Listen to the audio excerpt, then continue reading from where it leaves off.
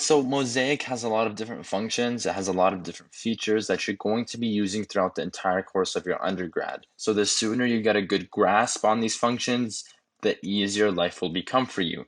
Now, we'll start off by clicking on the Student Center icon over here, and it'll take you to a page that you guys have probably become a little bit more familiar with over the past couple of months. Now, one of the most important things here is this drop-down menu. So if you press over here where it says Other Academic, and you'll get this drop-down menu. It has a lot of different options. And some of the most important ones that I want to focus on are your exam schedule. So when exam season is announced and your schedule is out, you'll want to click over here to see which courses have their exams on which dates and times. Your grades, so after your course grades are in, you'll want to check over here to see what you got for that course. If you want to submit an MSAF, which is something that is very useful to know, and it can actually be a very useful thing to do, you will be able to submit this using this over here. And also, if you want to see your transcripts now, whether you need it for a co-op, whether you need to apply somewhere for a job, whatever the case may be, most likely you will need to have your transcript with you. And so requesting your transcript is another function that you can do over here. And once you've selected it, just press the go button over here and it'll take you right where you need to be. Now, there are a few other things that we can do here in terms of enrollment as well as with the finances. So let's start off with the weekly schedule.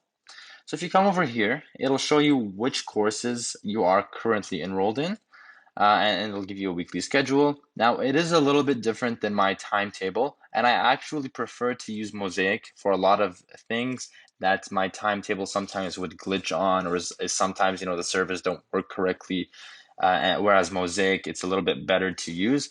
And so this will give you your calendar. It's very basic. So let's jump right back to the main page over here if we want to go to the Student Center. So this is one way of going back to the Student Center. I'll show you guys a couple other ways you can do that. So let's go over here to the enrollment shopping cart. Now you'll be able to select the term that you want. So let's just stick with 2020 fall, press continue. Now over here, it'll show you anything with the green check mark means you're enrolled in this course. And then obviously if it has a blue X, it means you've dropped it, and a yellow triangle means that you're waitlisted. So I'm currently enrolled in all these courses over here, and this is a pretty useful thing to let you know which courses you're enrolled in, aside from just checking, my timetable or your schedule. Now, if you want to add courses using Mosaic, and I actually suggest that you guys do this more often because, like I said, it's less prone to glitches. Sometimes the My Timetable website will just completely crash, especially when there's a lot of people using it at once, whereas the Mosaic one is a little bit more stable. And it's actually very easy to use. So if you have a specific class that, say, for example, your friend is taking and you want to be in the same class with them, they can just give you the class number and you can just type it in right over here. And once you press enter, it'll take you exactly to that specific class, that specific core, that specific tutorial, that specific lab, and you can just enroll in it right away, and that'll save you a lot of hassle. An alternative to that is you can actually search for classes from here. So just click on the class search. You can also do it based on your requirements and based on your planner for undergrad, but for now, we'll just click on the class search over here. We'll press search, and it'll give you a subject, and you'll also get additional search criteria. So say, for example, I want to enroll in microeconomics. So let's come over here, microeconomics, and we press search. As you can see, it'll take us directly over here to microeconomics. I can pretty much choose which lecture I want, which core I want, press select. If there were tutorials, it would also allow you to select tutorial. This one doesn't. You can just press next, and now it's in your shopping cart. So once you're here, just press go, enroll, and it will allow you to enroll if you're eligible to take the course. Now, I have already taken the course, so I don't need to worry about this. We can go back. And so this is a really nice way. And obviously, if you don't want to enroll in it, you can just press delete. But this is a really efficient way to enroll in your courses. Again, if my timetable is ever down, especially when it's the course enrollment time towards the beginning of the year, this is a very useful thing to use. So we can come over here and you can go back to your academics, your account inquiry, or your student center. Let's go back to the student center. We'll press go. It'll take us back to the main page where we just were. And now let's talk a little bit about the finances. So over here, you have your finances, and it shows you what's due now, what is due in the future, and perhaps some of the pending aid if you were awarded some sort of scholarship or whatever the case may be.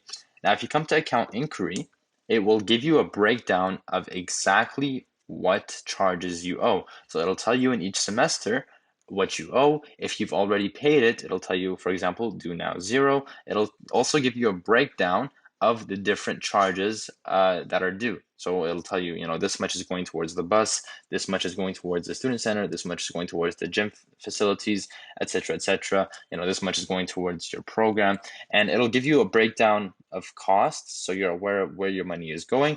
And then if you want to make a payment, you can also do that. So there are several ways to do that. You can click over here, make a payment, and it'll take you to this page over here. So it's electronic payments / purchases. And you can essentially just type in the amount that you want to pay, press next, and it'll take you there. Alternatively, you can enroll in direct deposit, and this is something you can also find on the main page of your Mosaic. And I find that to be a little bit easier, just because then you can add McMaster as a payee under your bank account. So whenever you need to pay your tuition or pay some sort of fee to McMaster, you can just go on your bank account, type in the amount that you need to pay them, and process that right away. And it'll take a couple of days to process. However, generally speaking, it is very good method to use. Now, to do that, you can come over here, press the home button over here, right there.